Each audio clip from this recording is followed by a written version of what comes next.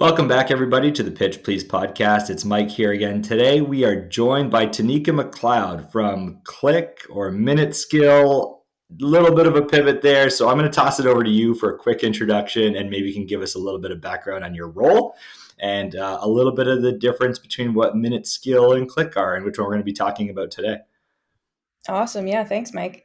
Hi, everyone. I'm Tanika. I am the co-founder of MinuteSkill and Cliq.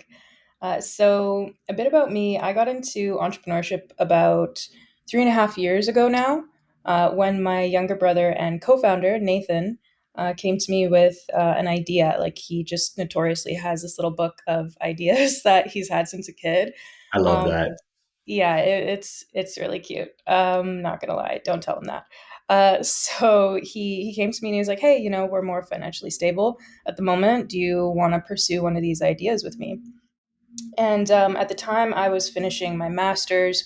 He was finishing his bachelor's in biomed. My master's was in socio-legal studies. I have a very non-traditional entrepreneurship background, studying criminology, political science, and law. And so around that time, I was like, "Fuck yeah, let's do it! Like, let's try this."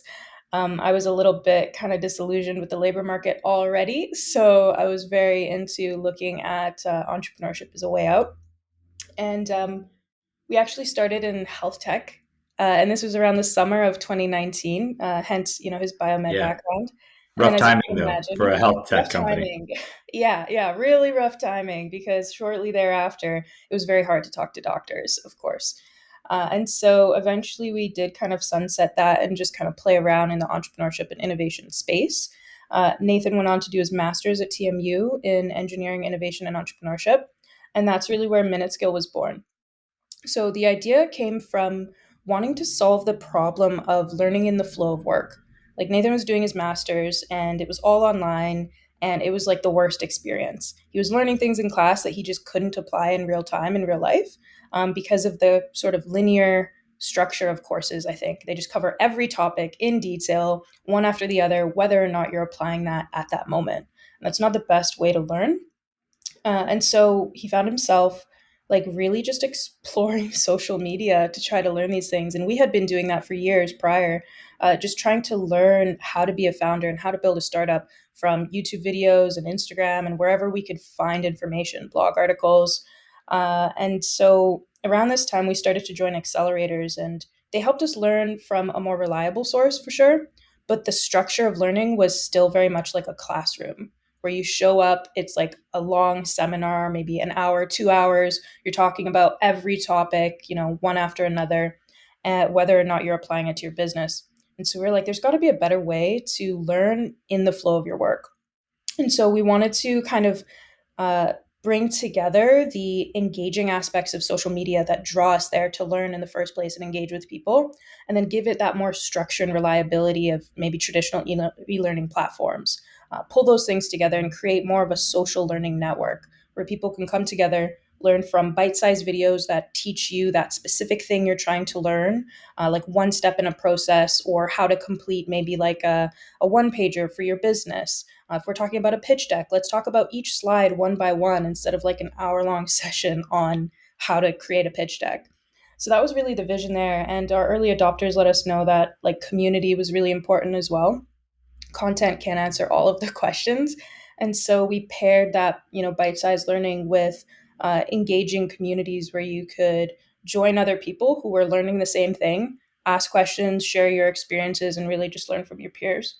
And so that was great. I won't get too into the weeds here in terms of our story. We can unpack it a bit, but we went to Antler with that vision, pre-product, and they loved the team and they loved our ability to learn and our disposition towards learning, understanding that we don't know everything. That we need to know right now in order to build this vision, but we are wholly committed to learning everything we need to along the way, and that we're a pretty resilient team. We could overcome challenges, think creatively, and we weren't easily discouraged. So we ended up raising $220,000 with Antler Canada as one of the first five portfolio companies. Antler is a global accelerator and VC fund, and this was the first time that they actually came to Canada. And that was great. We launched MinuteSkill shortly thereafter, and that was around, I would say, March, pretty much a year ago. I think a year ago, maybe 5 days, in 5 days.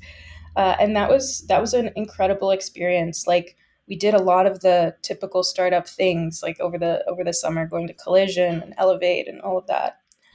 And it was towards the end of last year when we really needed to reflect on what we had done with MinuteSkill. A lot of our early adopters told us, we really struggle to create bite-sized content.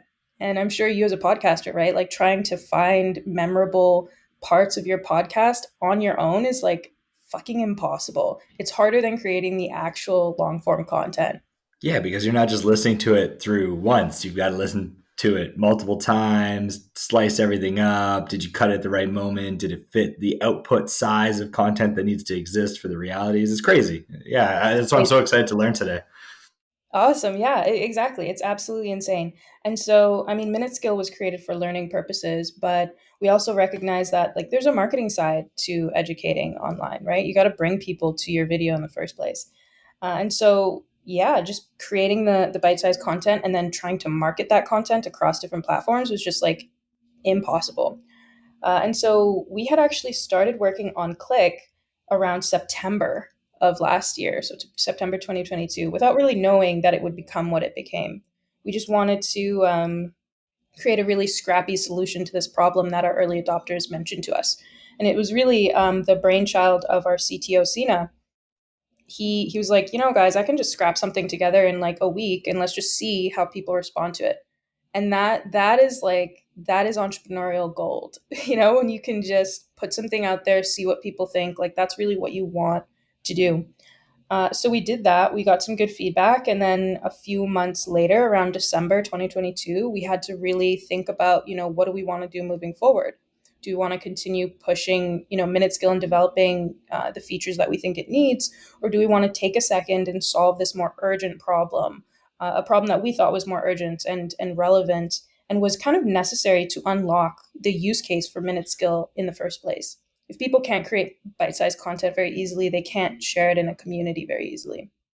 So yeah, we did that. We kind of reflected, we pivoted a bit, and my team met every single day over the holidays to ideate and build Cliq. We had done some research as well with our users prior to, so we just had that info to kind of build this MVP. And just to put it into perspective, like, MinuteSkill as a double-sided platform, um, it required like 8, maybe like close to 12 months of building, just to kind of roll that out. Cliq took 2 months to roll Wow. out, I think, an MVP that far more quickly solves the problem that we want to solve for our early adopters now. So many questions. Maybe let's start by rolling back a little bit. I wanna address that book that you talked about, your brother's idea book, and was that something he's had like since childhood? And when he was writing those ideas, did you ever think you would be sitting here um, as a co-founder with your brother, diving in, pivoting left and right across these ideas to change the world? Like, was that in your roadmap back then, or was it always like you were inspired by his thinking around ideas and writing them down, and it was nice, but you really didn't think you'd be here? What's sort of the background there? Yeah, it's amazing. Like, this book, it's like this little dusty book now. It's old. But yeah, he's had it forever. He was always a really like entrepreneurial minded person, really like great at thinking outside of the box. And we actually had a really challenging childhood. And so I think that this was a way for him to, like, I don't know, like, see a future and like pursue that future and have something that he wanted to strive towards. And I think that that's also what underlies a lot of our like overarching mission, which is to have an impact in this world in various ways.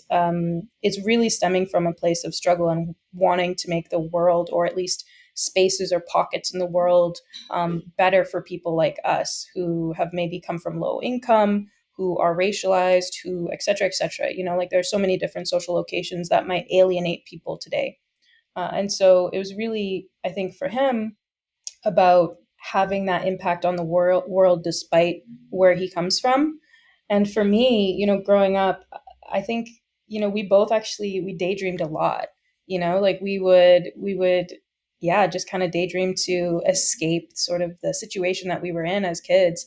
And that has really helped us think that like anything is possible. So for me, it wasn't really like I don't think this will ever happen. It was like, great, hold on to those golden nuggets because one day we'll be able to act on that.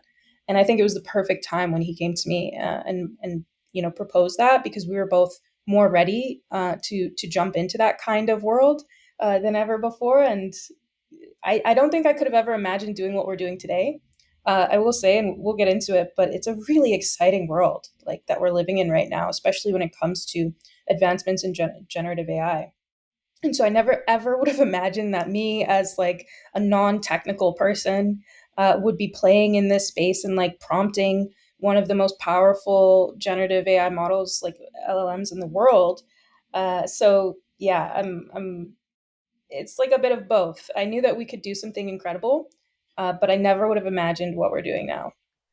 It's cool that, it's an inspiring story, and it's cool that you both kind of went on this quest or journey with the spark of ideas in the book together, and kind of dreamed that one or more of them would be something that, inspires the journey to really go change the world around you. And so it's a really, it's an inspiring story, and it's cool to see the work that you're doing together now.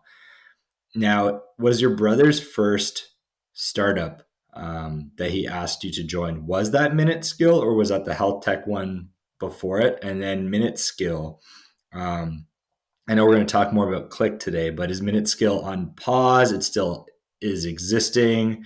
Is this a hard pivot? Like, help me just understand that a bit, because I know we're going to talk about Cliq probably for the rest of the podcast. So I just want to sort of ground in what's going on there. Yeah. So the very first project or startup that he came to me with was the health tech one. We were just really trying to solve the problem of, your healthcare information being so scattered in Canada. Like you can visit a doctor in one place, a doctor in another place, and they just won't even know what has happened in your medical record. And so solving that problem, especially for like hospitals and the ER situation. And so of course that was not even a thing that could be considered after like February of 2022. It doesn't Um, mean it's not useful, by the way. It's just timing no, sometimes on these things is so incredibly important. And obviously, for you to get any type of audience in that space at that time would have been incredibly tough. I can totally imagine. totally. Totally, yeah. And we also learned, like, as a first time founder, it's really challenging to get into certain spaces. Health tech, probably one of them. There are just a lot of high stakes there. And so we recognized that, and we were fine with that. Minute Skill really came about through his master's. And so, in terms of where it's at right now, we have a few clients who are still using it, like Schulich School of Business, one of the top business schools here in Canada. They are using it right now, so we do keep it operational for them and on our other clients. And we are, looking to revisit the problem that we were solving, but now we have a bit of a different perspective. And I think that also different use cases open up with generative AI and what we're learning with it. So ultimately, we do want to help people learn in their flow of work in a community much more quickly than currently you can today. But the way that we solve that problem, I think, will change from the way that MinuteSkill currently looks, and that is something that I'm really excited about.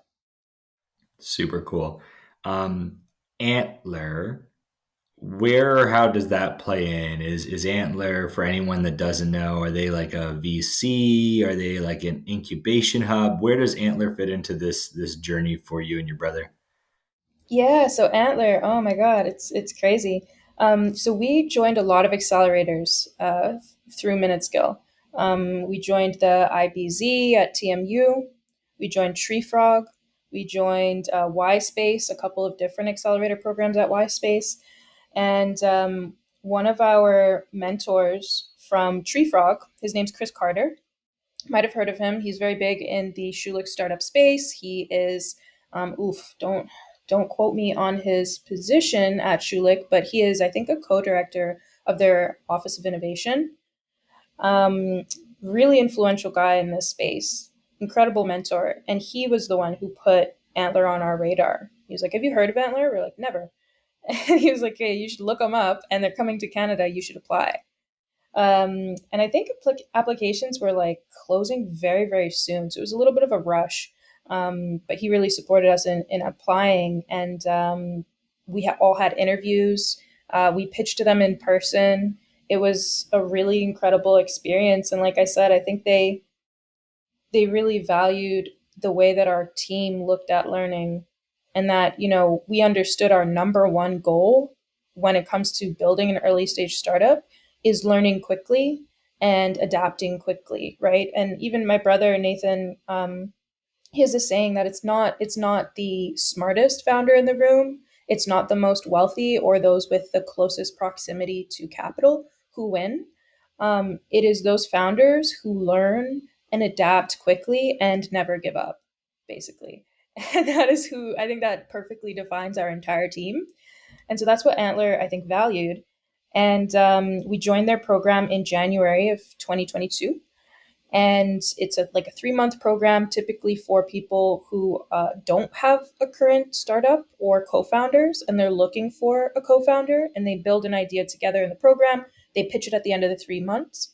They make exceptions for a handful of pre-formed teams. We were one of those. And yeah, we pitched at their demo day, and we were one of the 5 companies who were selected for investment. That's amazing. Well, congratulations. It's cool to be in, the first Canadian cohort. It's even cooler to be one of the fewer that don't get built within Antler, but also come in with a team that gets fully embraced by the Antler team. And I think it'll be cool to maybe do a spotlight on the show on Antler for people trying to do a similar thing, since I know a lot of people are at that. I have an idea to change the world, and they just maybe don't know where to start or how to get the other piece of the puzzle. You were fortunate to have that and have someone that you've known for a very long time and can trust and equally are inspired by a similar mission. So which is rare. It doesn't always happen that way, right? So maybe let's dive into Cliq a little bit. Since this show is called Pitch Please, we have to start with your best elevator pitch. So when you can, Tanika, your pitch, please. Yeah, let's do it. So the the social media strategy for 2023 is very much about omnipresence, right? Having an online presence across multiple platforms. But for creators, and especially educational creators, that is really challenging. Like, they don't have the time, the resources, the money to allocate to that strategy. They're educators, they're not marketers. Even as you were saying earlier, right? Like, the editing part, that's not why you're here. And so that's why we created Cliq. You can just give it a long form video podcast, and it will give you shareable clips as well as write content for all of your favorite platforms like LinkedIn, Instagram, TikTok, and even long form content like blogs and newsletters, so that you can be omnipresent without having to either pay a lot of money or put in a lot of time. So we see it as we're helping creators grow their audience across platforms with one click. See what I did there? It's a We both little like double click. puns. Pitch, Mm-hmm. please. Click. It's good. I love Yeah, it. it's good. So I think, we talked a lot about how it got started, the pivot or incremental addition to get Cliq from MinuteSkill was from some of your early adopters. And I think you started talking a little bit about it there, but who ultimately are going to be the users of this? Because there's the users of MinuteSkill that were your earlier adopters, and there's probably the path forward of who you truly see building this. You mentioned creators, but who's sort of like the whole space that might use this, and who's sort of like your focus or bullseye in this space? Yeah. So in terms of the broader scope, content creators generally, podcasters, people who create webinars to market their company or their business or their services. Narrowing that down, more so educational creators, micro creators who are trying to build their audience. They have great knowledge to share, but they're not necessarily like super pro creators, or like in terms of the video sense. They're not editors. Copywriting and marketing may not be strong suits for them, but they have a wealth of knowledge to share. And so those are really the people that we want to speak to, because what we want to do is really like eliminate a lot of the economic barriers to succeeding in social media in this age, right? Like the idea that your content's lifespan on certain platforms can be like seconds, right? Like on TikTok, it's like immediately just gone into the ether. So, when we talk about the strategy being omnipresent, being able to share your content across platforms, when we really talk about what that means, it means that you either have that expertise or you have the money, and that's kind of it. Otherwise, it's a huge uphill struggle. And so for us, we see that as a major economic barrier, right? Like creators who can afford to pay people to do that can afford to be omnipresent. And that's just not fair, right? People have a wealth of knowledge regardless of like what resources they have to put into their marketing. So we just want to make it like, instead of it being like a team sport, I think I've heard this recently in another podcast, that social media in 2023 will be a team sport. We think that your team can just be, you and Cliq until you have the ability to evolve into a broader team. It shouldn't be prohibitively expensive for you to get like your information and your voice and your brand out there. I'm so excited to learn more because I actually face this problem. Um, I love having these discussions. I love finding a variety of other conversations to have. I like sharing that knowledge because I think sometimes it doesn't get always the spotlight it deserves. Not just the founder stories, not just the ideas that people are working on, but like not always just the success stories, the hardships, the journey. Are super powerful, but I can't. I mean, I'm sure I could learn it, but my core capability is not audio or video editing or coming up with a ton of social content, which takes far longer than people would ever imagine when you have to start to slice and splice it. Um, Now, before we dive into the product, I wanted to talk about a piece that you mentioned earlier, which was the speed at which you were able to create Cliq compared to MinuteSkill and the power of AI and LLMs, like large language models. Did AI play into the speed at which you were able to bring this to market, or was it your experience of bringing MinuteSkill to market, or a bit of both? Yeah, definitely a bit of both. So starting with the minute skill experience, we're still early stage startups or founders ourselves. So I think that sometimes when people see a lot of like the media coverage on us, they think that we're like super far ahead and we're doing all these crazy things. But no, we're just like, we're still trying to figure our shit out like anybody else. So with minute skill, we definitely fell into one of those early stage founder traps, which is that I think it's like related to an assumption that your product needs to be fully fleshed out and perfect before you can put it into the world. And if you release something that isn't your full vision and somebody hates it, your customers hate it, you're done for it. You're like never going to work in this town again. Like it just feels overwhelming like that sometimes. And so with MinuteSkill, we definitely we overbuilt the product, right? It was more than an MVP. And not only that, but we weren't as closely connected to our users throughout that building process. We weren't getting their feedback at every turn. We were getting their feedback like at the end, after months and months and months of effort and time and resources, only to need to revise and adapt after that point. And so we learned a huge lesson there, which is that you need to very quickly get your product out there. And this is something that Michael Seibel talks about in Y Combinator's latest YouTube video on how to launch an MVP. You need to get your product out there as quickly as possible so that you can actually start learning from your users. You don't really start to learn from your customer, from your target audience until you have something in front of them and they can tell you, realistically, whether that actually solves their problem, whether it actually helps them accomplish the goals they're trying to accomplish. And that's where you learn and iterate and adapt to the market. You can't really do that just in your head or in kind of like a echo chamber within your own team. You must get it out there. So that was something we learned with MinuteSkill, and we totally took that approach with Cliq. And that is why it took us only 2 months to really get it out there. And truly, the build was maybe a month and a half, and the rest of the time was Wow. just a lot of the marketing, the setup, the go to market. Connecting our Stripe is like still a thing.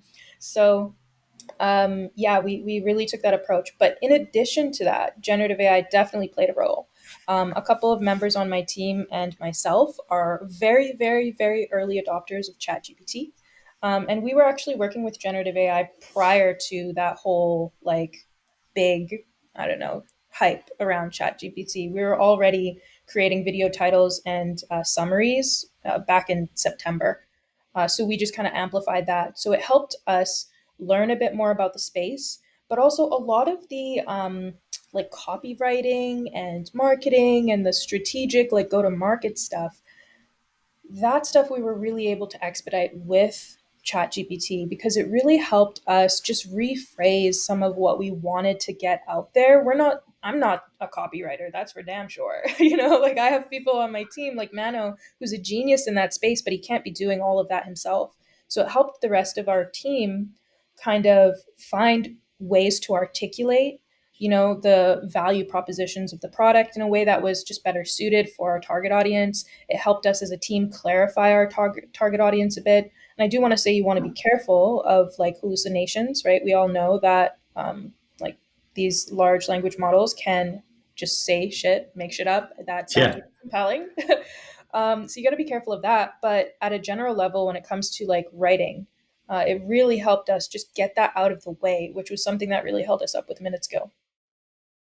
That's it's funny. It comes back to what we were talking about just before the show, which is a piece that I want to start doing a whole bunch of podcasts just on this bit within the startup space, which is use it, build it, break it. How are startups using AI to accelerate what they're building?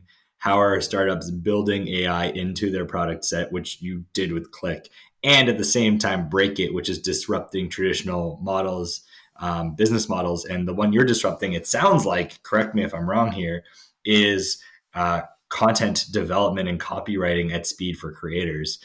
In a world where maybe people had to go, hire someone full time or maybe do it part time through Fiverr, Upwork, you're now empowering the creators to do that, or maybe have one person on their team still, but they can go do this and many other things way faster. Like you were talking about Mano on your team, amazing copywriter.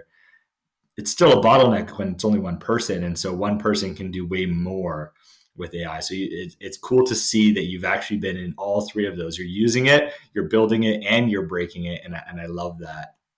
I want to talk a little bit about how this actually works, and mostly for the listeners, but also for me. um, and if you can talk, from the start of like how someone onboards and then how they go through it to use Click, and is it just for video? Is it for audio only? Obviously, we were talking before the show. My podcast so far has been primarily audio only, mostly because I'm not a video editor. And the video quality has been meh, and I plan to change that. So, does it require like a fully edited video podcast to work? Can it use audio? And sort of walk me through the process for our listeners, and maybe some of that's even in the roadmap. But let's learn. Yeah, absolutely. So yeah, when you log into Click, it's just like a simple sign up, and then you're on the homepage, and it tells you to start a project. Just drag and drop a video, like a file, upload it from your device. You can also upload from Google Drive with a link, and we are rolling out a YouTube integration as well. Amazing. Yeah, and in the future we will be supporting audio only. Right now, I think it's only video. I'd have to double check. Okay. But we are looking to roll out audio only as well, so that yeah, video or audio only podcasts can also benefit. And so, what happens after that, once you've uploaded your video or your audio, it will process that. You'll see it in your, like a projects page. It'll say processing for a few minutes. You'll get an email when the results are up, but usually it takes just a few minutes. It really depends on how long the file was. And then once you click into that project, you'll see all of your clips that it has generated for you. You'll see your master clip as well.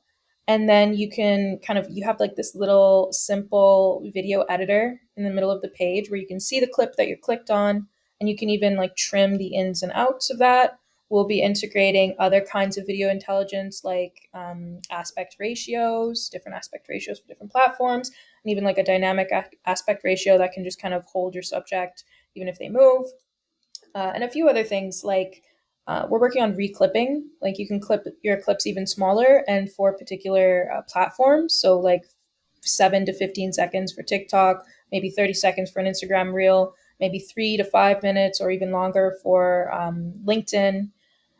So all of that will be coming soon. And on the same page, you also see the written content that you can generate. So you'll see a button for LinkedIn, Instagram, and TikTok right now, as well as blogs. Newsletters haven't come out yet. And when you click on that, there's just a little side panel with the generated content. And you can open that up to be a bigger text editor. You can edit that text right in the window. You can copy it. You can download all of those assets. You can generate new drafts. So, for instance, if you like some of this LinkedIn post, but you're not quite sold on the rest, you can generate another one and see if you can mesh those together.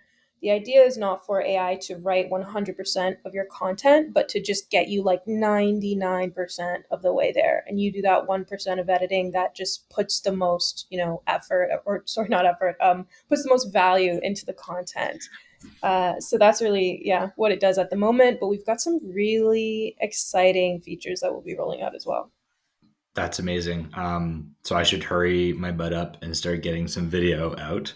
But it sounds like you'll catch up to my slowness and also have some audio. Yeah, Um, should be soon. can it? So I guess part of that is equally learning here. I guess I'll have to have an edited video because part of what it probably does is pans between the speakers. So I need like the full clip of edited audio and video as an input. And it goes through and it'll find like moments within the podcast that are like topic based. So it assumes, hey, here's a good topic that is an entire comprehensive thought that can be put out there as content, and then creates it in all the different aspect ratios, pumps it out for all those different things, but also can help write based on those clips as well. Is that sort of the right thinking?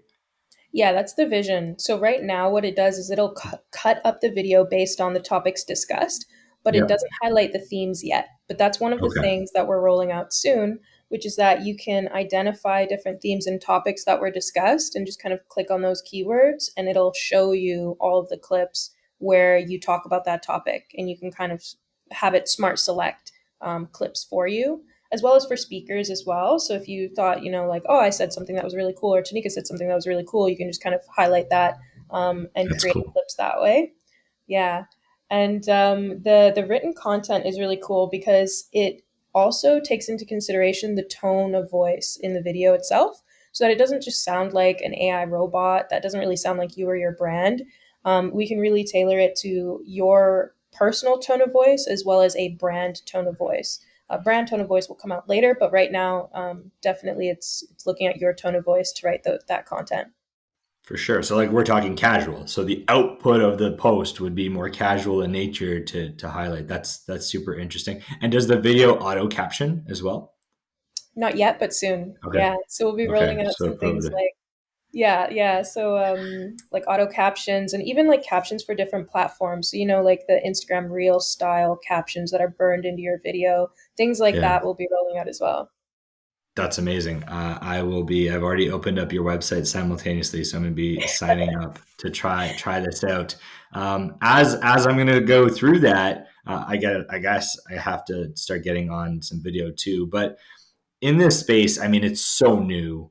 Um, are there competitors? Like, how do you see the landscape today? I imagine there has to be similarities, but what's your sort of view of the competitive landscape and content creation at scale and leveraging digital tools? Yeah, so I think there will be more closely aligned competitors. At the moment, we have some competitive alternatives that don't do the full thing. So they'll either work with video or they'll generate content, but they don't do both in one place. And I don't know why, but I do think it's related to some of the inherent limitations of the models that we've had previously, like 3.5 and prior, Yeah, which is the context window. Anybody who's working with generative AI right now as a prompt engineer, that's the bane of your existence is this context window, which is basically how much content you can feed into the model and how much it can give you in total. Like those two things combined is your context window. and it has a token limit of about 4,000 tokens. Tokens are just like characters of like letters, pieces of words that OpenAI uses to kind of, train their model and charge you for using their model. I don't know too much of that, but it's basically the words broken down. And Yeah. so 4,000 tokens is not a lot of context. So you couldn't feed it like a whole transcript of a video, for instance. We're solving that problem really creatively. That's kind of our secret sauce. So I could imagine that's why there aren't really many people doing what we do right now. I think that may change in the near future as that context window expands, but I think it is really still pretty challenging to work with video in the way that we are because it's deeply connected to the way that we are writing the content. And that's a really tricky sort of thing to prompt. That's again part of our secret sauce. So as much as there are these Goliaths in the copywriting space, copy AI, Jasper, um, they so far haven't really cracked that tone of voice, like your personal tone of voice. That's our sort of defensible differentiator in that regard. And when it comes to competitors like maybe Chopcast, Veed.io, and others who work with video, they don't help you do that insane process of copywriting. So you can have a bunch of video clips, but you'll still end up spending a shit ton of time writing copy for each of those clips. So yeah, that's what I'm thinking. Over time, we'll see into impersonators of sorts, which is always great. But I think that the way that we do what we're doing will always be our defensible moat. I love it. It is, to your point, I've seen some of the ones you were mentioning. There's one I have started using which works not for video. It takes only your audio input and helps find moments from just the audio input and allows you to basically splice those audio bits and just have the captions, and then it uses AI generated video versus your own video. I can imagine your own video is so much harder in capturing that tone and all of the social outputs of text. I'll share it after. I'm not going to mention their name here. I'm not going to give them free ad space yet. Yeah. Um, Okay. but I can see all of the problems you're talking about where I'm like, I'm looking at how challenging it is to even get to perfect on just audio and how much work I'm still having to do. Like, yes, helping me find 15 key moments in a 42-minute podcast that are like cohesive thought strings is helpful, but I'm still doing so much more after that. I still have to write social posts. And so if you can integrate a bunch of these things, to your point, from one transcript, super powerful. And then if you can get the video editing right. So I'm excited to sign up.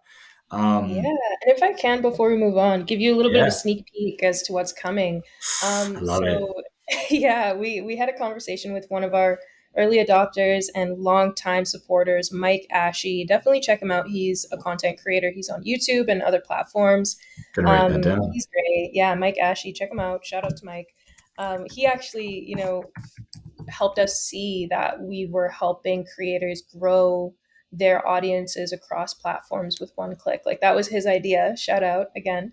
And what he proposed to us was a user experience that's slightly different from what we have now. And so our team's actually very seriously like talking about this. But the idea that you could just drop your video and it tells you how many Instagram posts you have, how many TikTok posts you have, etc., etc. It just tells you that, gives you those clips, gives you the content written, and you just kind Yeah. of review it by clip, post by post, and just kind of schedule that into a calendar and like set it and forget it. And so that's the experience that we're striving towards now, which is like, eliminating as many of those steps as possible so that one day you can just kind of drag and drop this. Oh, I'm seeing a little error message here. You can just kind of drag and drop your content into Click and it will handle the rest basically. And you just kind of like a manager, you maybe review the work and schedule it to Yeah. go. So yeah, I think that if anybody is like a content creator, even a podcaster, if you're creating webinars to market your business, your services, definitely check us out now because we don't have all of this right now. But your feedback is what will help us build something that ultimately serves you best. So I think now is a really great time to join, and see what's going on and actually shape the future of Click. So wanted to I'm mention that and give Mike a shout I, out. I'm in. I got to go figure out how to get, and maybe I'll get permission from a few of the people, even though the video might not be perfect. I think there's a few things I've picked up, and something even people have been telling me. And you said it around how you brought Click to market. This video, I mean, it's not um, nearly as good as the bar people have set for video content out there. But to your point, sometimes just actually getting it out while it's not perfect is actually better than not putting it out. So I might just go back to some of the videos like this and make them work, even if they're not perfect, and start playing with it. And I would love to probably be an immediate customer if you will let me, and be a part of that feedback loop, which sounds like it'll be pretty cool. I just got to go figure out, and maybe you even have some advice for this. The next step of this is, and I guess I'll play around with Zencaster a little bit too. I'm trying to figure out how to go take, as not a video editor, these podcasts and pump them out as edited videos very simply. So now that I'm actually exploring that, I'll probably look to Zencaster in the short term. I think it has some of those capabilities in there. And you may have been the forcing function and the push I needed. So thank you for inspiring me to hurry it up, light a little bit of a fire. So Awesome. how does Click? I mean, I think I know, but how does Click make money off of this? Like, what's the business model? Is it monthly subscription based, content based? Let me know how that works a little bit. Since I am wanting to join as a customer, I need to know what I'm about to pay here. Yeah, no, totally.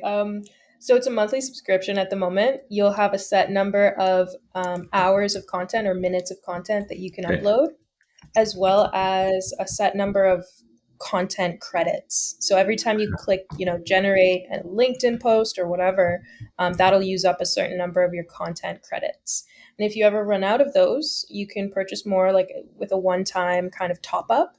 But generally, we have three subscription plans at the moment.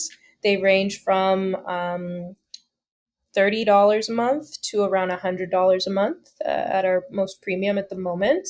We're offering our early adopters discounts on those prices, and they will change over the years as we build out more value in Click. But our early adopters will have basically a direct line to our product team, as well as myself and my co founder, Nathan, and also those discounts and some other perks that we've got in the works. I love it. When I think about just the value, you could literally put this alongside somebody that is helping you in just the speed and efficiency. Like $30, people charge that to create one clip. So it's Exactly. so amazingly powerful. So I look forward to doing that. So you said, you're in early stage, but is it a closed beta? Can anybody sign up? We're end of March now. We'll probably pump this podcast out in the next couple weeks. So around sort of the late April, early May timeframe, or maybe sooner. Where will things be? And what stage are you sort of at in the Click journey? Yeah, so right now, Click is released to our wait list. We had a Huh. wait list around 50 people, but you can join from our website. We offer a free trial to everyone who joins. And around early May or early April, we will be opening that up more sort of publicly, even though it is kind of public right now. So your audience might be getting like some early news on that, depending on when this comes out. But yeah, so we'll be opening it up more publicly in April, and it's still a beta, so it's still like very much a work in progress. We're releasing new features every 2 weeks, and then around like June, summertime is when we look to really like publicly launch. Once we've got a few more core features worked out, and we know from our early adopters that it's good to go at that level. That's awesome. Well, I'm excited to join that journey with you. So I'll be signing up this weekend. I don't have any video to pump into it yet, so I'm going to very quickly get on that. Maybe this will be one of the first episodes. If not, I might even go back a couple episodes to bring that to life, and make that happen.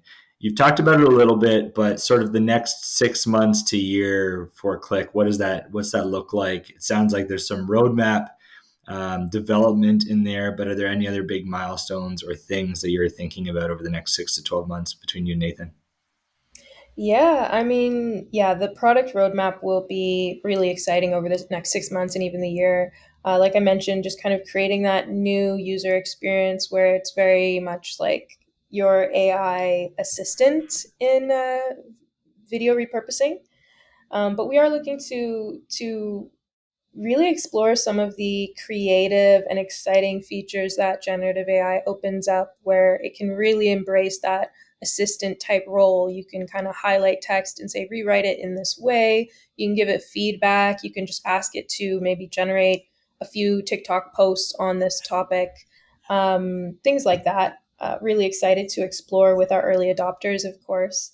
We'll probably be launching on Product Hunt at some point in the near future. That will be exciting.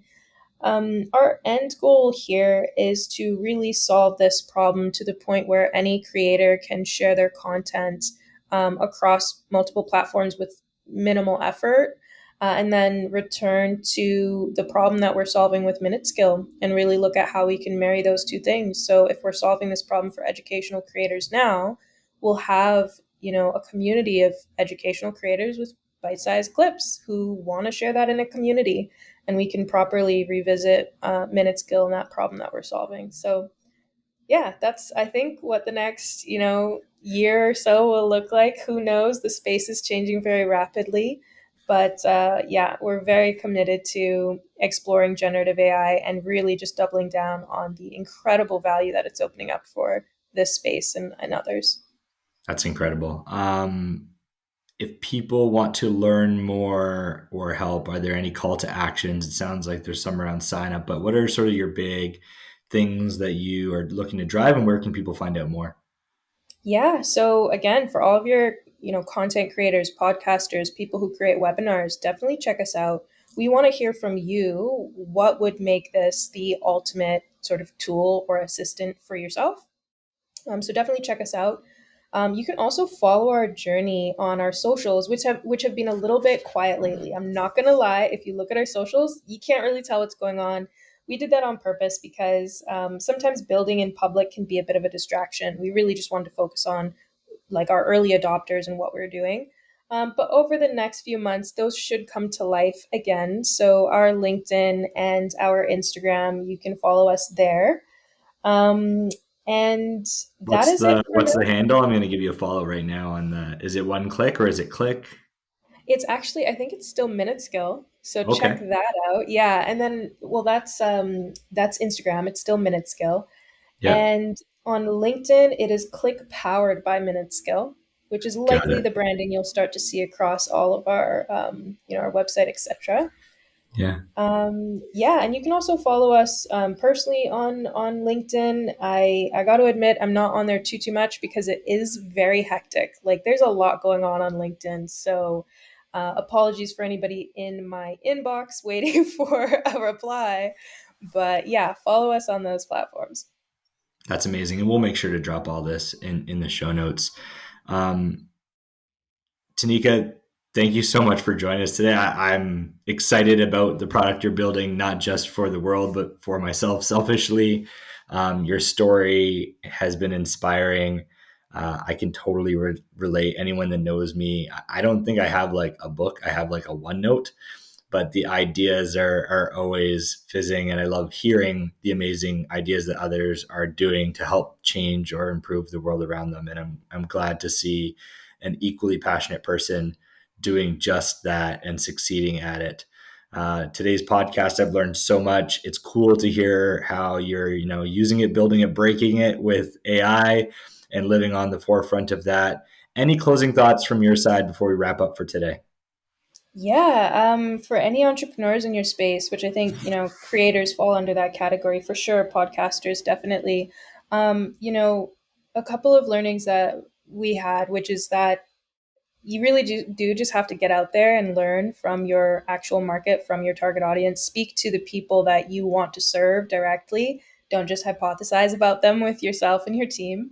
But also just to really drive home those characteristics of our team that I believe are very important to our success today, which is that you got to be open to learning, and learning is pretty painful. Like learning sometimes requires a little bit of failure along the way. And I put that in air quotes because it's never really failure if you learn from it. That's totally part of the process. So don't be afraid to take risks, to put yourself out there, to potentially fail sometimes. But you have to have that mindset of learning and adapting your behavior to your market. That is the key, I think, to success in entrepreneurship. And of course, never giving up on your convictions, on your mission. Keep a stranglehold on the problem you're trying to solve and the people you're trying to solve it for, mostly the people you're trying to solve it for, and be open to iterating and pivoting when you need to. Don't hold on to your solution too hardly. Like, that is the aftermath of understanding your customer best and the problem that they think is most worth solving. When you do these things, I think that, over time, you'll start to see that progress that you're hoping to see. Sometimes it feels like you're running in like a hamster wheel, kind of running in circles. And I think that learning is the best way to break out of that and to continue to progress forward. So don't ever give up on that. It's tough, but it's basically the journey. Amazingly wise words to close us out and to inspire others. Thanks again, Tanika, for joining us. Thank you, everybody who tuned in, and we'll make sure to catch you on the next episode. Have a good night. Awesome.